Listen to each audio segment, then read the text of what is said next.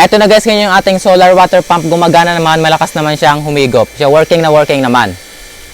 And by the way guys, kung aabot nga pala itong video natin ng mga 100 views pataas, ay mag-giveaway tayo ng isang solar charge controller na Elejoy. So mamili na lang kayo kung gusto nyo ba ay step down na Elejoy o kaya naman na step down Elejoy. Comment nyo lang sa ating comment section below. And para mabot tayo ng 100,000 views ay keep sharing and keep like and comment nyo sa ating comment section below. Ito ngayon yung ating solar water pump. So sa video na ito, susubukan natin siyang ikabit dito sa ating 12 volts battery. Tapos gagamitin natin dito sa ating 100 watts na solar panel. And then, gagamitin din natin sa buong setup. Papakita ko anong setup yung gagawin ko dito. Tapos, try din natin lagyan ng speed controller para maano natin, ma-manipulate natin or ma-control natin yung lakas ng buga nitong ating solar water pump na to. So, simulan na muna natin dito sa ating 12 volts battery. Pero bago yun, itong ating solar water pump na to, kapag bibili kayo nito, ang inclusions nito ay ito. Ito yung ating head adapter. Tapos ito naman yung ating suction adapter. Pareho lang naman yung kanilang size. Pareho silang 1 inch. Tapos bukod dito, mayroon na rin siyang kasamang foot valve. Yung foot valve niya naman ay dito ko muna nilagay. Ito yung kanyang foot valve. Kulay puti din. Same na same sila ng kulay. Ayan. Yun nga lang, ibang hose yung nilagay ko dito kaya hindi muna magkasya. So pinalit ko muna din As of now, ang nilagay ko muna foot valve ay ito. So, bali itong solar water pump na to ay 180 watts. Yung kanyang power source ay 12 volts DC. So, para yun sa mga 12 volts battery o naman sa solar panel. So, in conclusion, ang laman nitong water pump na to ay itong kanyang head adapter, suction, tapos isang foot valve. Bali, tatlo yung kanyang kasama. Ito yung kanyang wire dito sa dulo. Ito yung i-connect natin sa battery. So, try muna natin. Try natin ng isang sample din kung aabot. Eto. Ayun. So, gumagana naman. Para nga pala mapagana to, halimbawa at nailagay nyo na itong kanyang mga adapter na to, ito naman, ilalagay din natin din 1 inch lang naman yung kanilang size, kaya madali na siyang hanapan. Pareho lang sila nung ating water pump na nauna, yung nandun. Pareho lang silang 1 inch. Kaya pwede nyong pagpalitin. So, ayan. Ang gagawin muna natin, ilalagay muna natin tubig itong kanyang sa suction. Meron man siya ditong water inlet dito sa likuran. Kailangan lang siya meron kayong screwdriver. Tapos lagyan muna natin to. As much as possible ay mapuno natin tong ito na to sa suction. Pero kapag mahaba yung hose papunta sa suction, medyo matagal siyang mabubuhay. Kaya sabayin niyo na lang buhayin yung makina habang nilalagyan. Pero as of now, medyo maikli naman tong aking suction. Kaya kayang-kaya naman siyang punuin.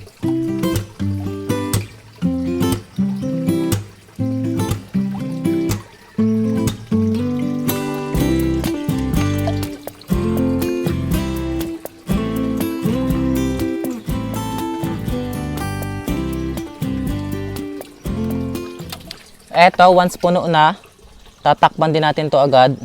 Kasi kapag ito ay hindi, sisingaw to. Tapos syempre dapat mahigpit din para walang singaw. Ayan. So kapag mayroon na laman, try natin dito sa 12 volts battery. Positive yung pula, negative yung itim. Ayun. So working naman. Ang problema nga lang pala dito, kapag dinirect natin siya sa battery dito, ay hindi natin makokontrol yung lakas ng tubig or yung bulusok niya, yung higop. So ang gagawin natin, ilalagyan nga natin siya ng speed controller. Ito yung gagamitin ko ngayon. Nakabili na ako dati ng speed controller, yung 12 volts na maliit. Yun nga lang, hindi siya pwede dito kasi masyadong maliit. Nasa 2 amps lang yata yun. Ito naman, kaya niya hanggang 250 watts, 12 volts. So pwede siya dito, tsaka sa battery. So, ang gagawin ko lang dito, eto, ikakabit ko lang yung ating motor at para sa 12 volts battery. Dito yung sa ating negative sa battery. Meron naman siya ditong legend kung saan yung kabit. Ito yung negative ng battery. Tapos, yung positive naman ng battery ay itong kasunod. So, dito siya sa kabila. Yan. And next naman, itong dalawa, yung positive na una ay para sa motor. Ito yung para sa ating water pump.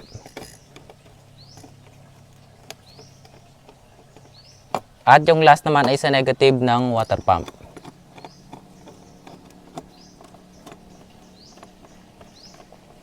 So, eto, test muna natin bago ko siya takpan. Positive, negative. Tapos, bubuhayin ko to. So, ayun, gumagana naman. Wala palang tubig yung foot valve, kaya hindi siya humigop ng tubig. So, tatakpan ko na muna to. Meron man siyang kasamang case, kaya mas maganda rin itong gamitin kumpara dun sa iba na hubad. Mas safe itong gamitin. Eto. Yan. So, let's see. Lagyan mo natin ulit ng tubig itong ating tangke. Naubusan ng tubig kasi yung timba.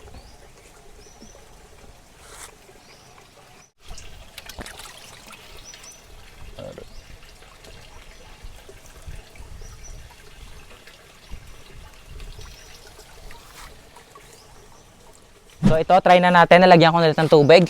Buhay natin din eh. Ayan. Yan yung kanyang sagad, hinaan natin. O, ayan, di ba? Mas okay siya ngayon. Pwede mo laksan, pwedeng hinaan, pwedeng laksan, ayan.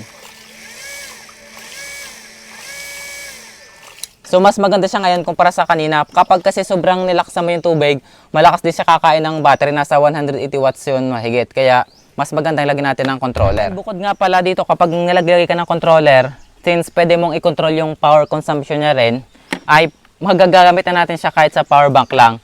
So ngayon, tatry ko siya ngayon gamitin sa power bank. So gagawin ko, tatanggalin ko lang muna yung connection dito sa kanyang battery. Yung battery ay ilalagay ko naman yung connection niya sa power bank. Gagamit ako ngayon ng 12 volts decoy ito. So yung positive ng decoy ay itong kulay brown. Ikakabit ko siya dito sa kanyang pinagmulan. Ito. Ano yung negative last? Eto, tapos try natin din eh. Etong decoy na ito ay nakaset sa 12 volts. So try natin buhayin. Gamit lang yung ating power bank kung kakayanin. So ayan, patay pa, buhayin ko na mahina. O ayan, 'di ba? Kahit power bank lang kinakaya siya. Pero pag sinagad mo, hindi nakakayanan 'yan. Ayan. Hindi na kaya ng power bank. So kung gusto nyong pang mga fish pond lang na mahihina, pang aquarium, pwede na tong power bank, basta hinaan nyo lang. Ayan, sagad na yan, pwede na yan dyan. And now ngayon naman, subukan na natin siyang gamitin dito sa solar panel natin. Ito ngayon yung gagamitin kong solar panel, itong 100 watts ng Ryzen pa din. Kasi nga naman kung napanood nyo, mas maganda yung nito, efficiency, mas mataas. So ang gagawin ko syempre ay gagamit ako ng MC4. Ito. Kakabit ko yung MC4 connector dito. Ayan. Tapos din eh. Aray. Ito, positive at negative. Kulay pula, positive, negative yung itim. So ang gagawin ko lang, babaligtarin ko lang yung connection dito. Din eh. Yung pinag-connect ng battery dati, yun din yung gagamitin natin dito. Ayan. Eto, tapos higpitan lang ulit natin. So let's see kung gagana ito dito. Mahina nga pala yung sikat ng araw ngayon. Ayan o. Wala. Pero try natin.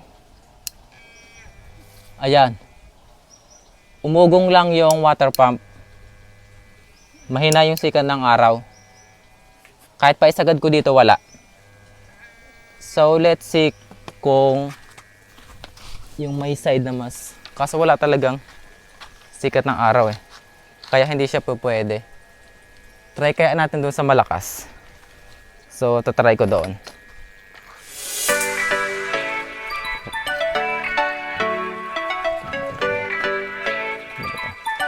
Okay. Let's go!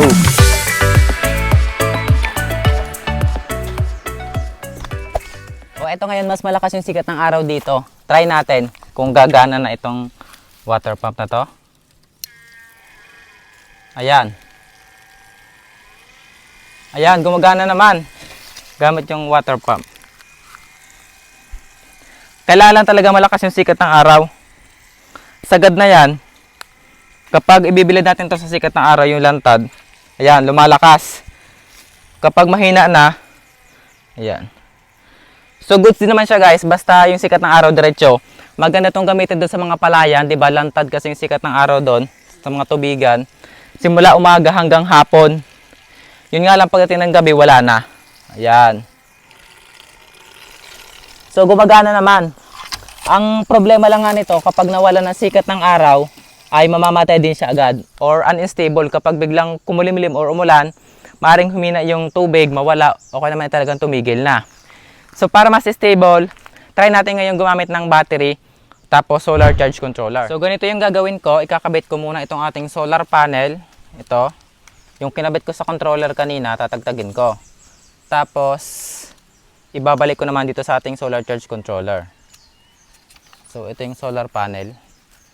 Positive niya dito sa ating solar charge controller na to na LJoy, step down. Positive sa positive yon, pareho naman yung kulay, kaya hindi naman magkakamali. Ayan. So ito, gumana na yung ating solar charge controller. So ang gagawin ko lang ay isi-set up ko yung output voltage niya sa 14.6 or 14.4. So ito, gumagana na. 14.6 na. Tapos kakabit ko naman ng isang wire pa or alligator clips papunta naman sa battery. Ito yung positive sa kulay dilaw. Dine. So ang positive ay ito. Negative naman ay dito sa kulay itim. Kukunin ko naman dine. So eto namang solar panel ay dapat nakabila dun sa lantad ng sikat ng araw. For example, dine. Ayan. So dito, nagcha-charge na siya. Ito, nakakapagbigay na siya ng 2 amps. So nagcha-charge na. And then, ang gagawin natin ngayon ay itong controller, kakabit natin dito sa ating solar water pump.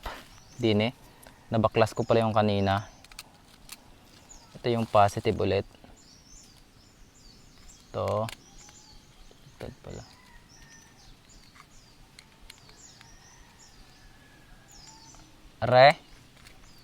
Tapos yung negative dito sa dulo. Ayan. Tapos mag-a-add tayo ng isang wire papunta naman sa battery. So ito yung gagamitin ko ngayong wire. Yung positive ay itong kulay brown. Basta ang ginagamit ko lagi yung positive ay yung light color. Yung negative naman ay yung mas dark, katulad ng itim. Ito. Tapos isa pang wire para naman sa negative, idine. Basta kung sakaling bibili kayo nitong controller na to, makikita nyo man kung alin yung positive at negative dito sa kanyang sa labas ito. Kung alin yung positive at negative. Ganito naman itsura ng kanyang ilalim, ayan. Wala siya ganong circuit dyan. Ingatan nyo lang, huwag siyang dumikit sa metal kasi mag-ground yan lahat. Masisira yan. So after nating ilagay ito, ay syempre dapat yung case. Baka kasi mabasa ng tubig, delikado, masisira itong controller o kaya man pati yung battery at panel. Tingnan natin to sa battery. So yung positive ay din ito.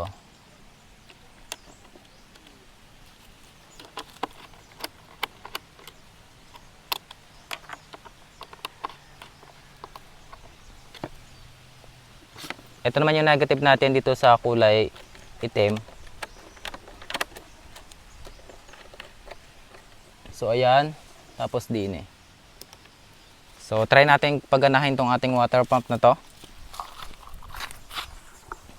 Try muna natin sa tubig sa timba.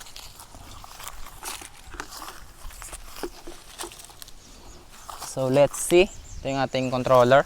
Ito. So yan, hindi siya gaano gumana kasi nawala ng tubig tong water pump. Naubusan ng tubig yung foot valve. Oops. Yan.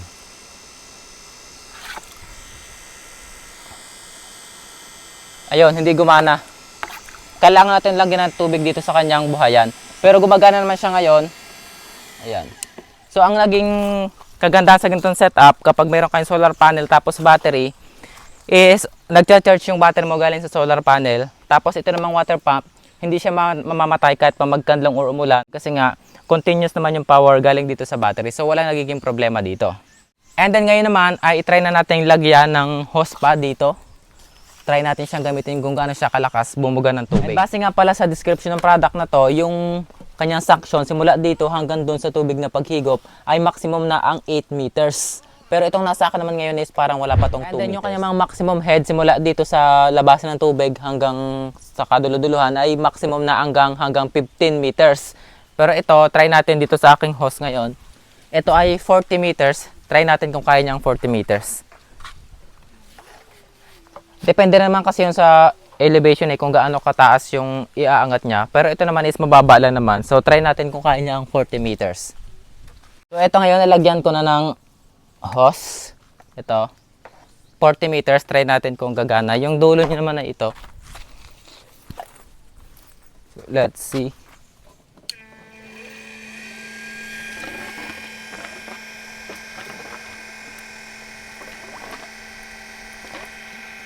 Medyo malayo.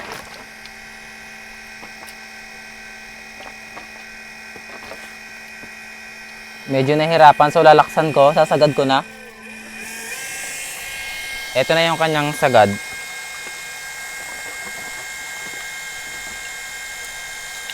Ayan, kinaya naman yung 40 meters. Kaso may singaw pa dito. Oh.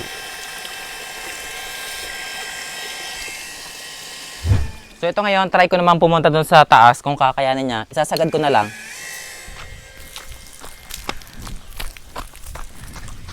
Yun! Boom!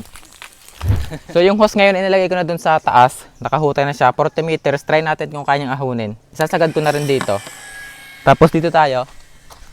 Takbo!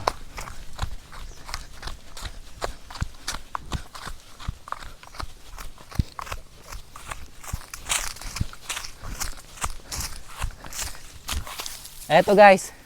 40 meters kinaya naman. Yan. Malakas din man pala siya, no? 180 watts. 40 meters na hose. So ngayon naman, try naman natin dun sa balon sa baba. Tapos yung elevation niya medyo mataas. Kasi pabundok kasi. Ito na yun sa baba. So try naman natin dun. Ito, try natin ngayon sa balon dito sa baba. Hindi ko nga pala to pwedeng itry ng yung hose hanggang sa amin kasi may clip pa. Kulang pa. Kaya kailangan utay-utay lang. Medyo malayo din kasi ito, nasa 60 meter nung sinukat ko. Oops.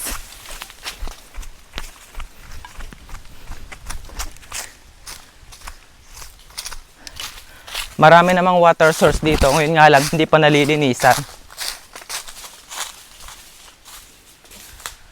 Ayan, yan sa water source na pwede rin pagkunan. Kaso madumi sa ngayon.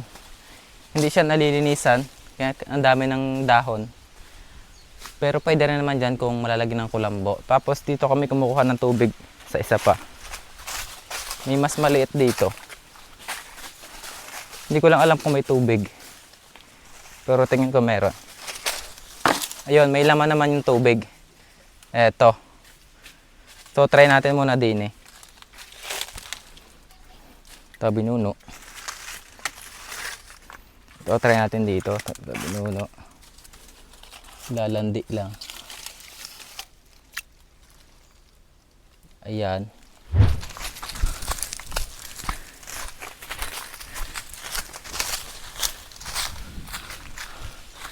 Basa na ako. Ito lulog.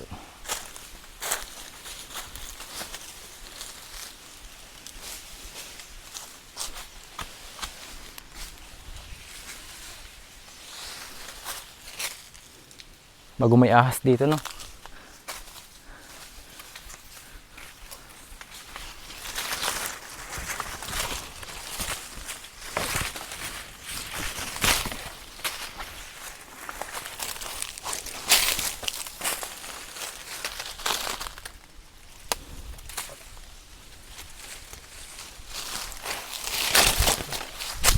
Tayin natin doon.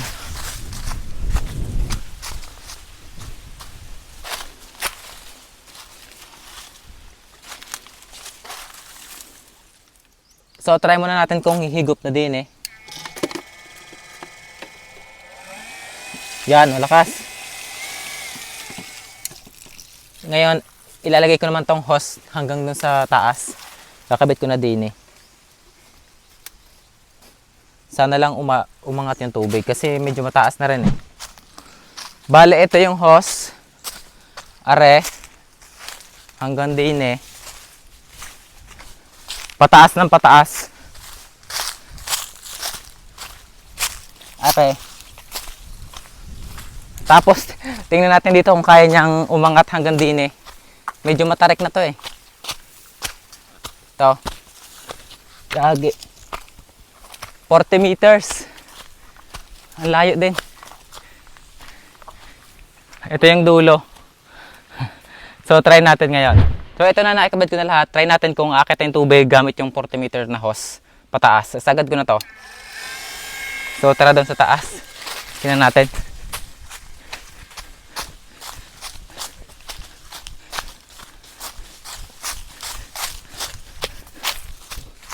May lamot na baga.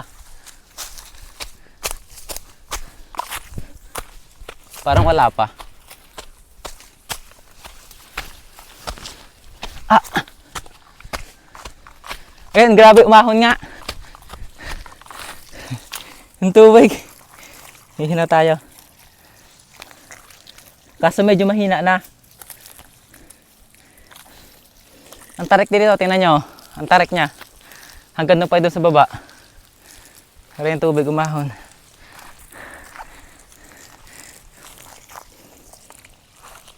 So kung mababa lang hanggang doon, siguro kaya pa naman. Mga 60 meter. Kaso, kailangan talaga medyo ano yung hose maliit para malakas yung pressure. So yun guys, 40 meter na hose, mataas naman. Kayang-kaya ng ating solar water pump. Ito, papatayin ko na.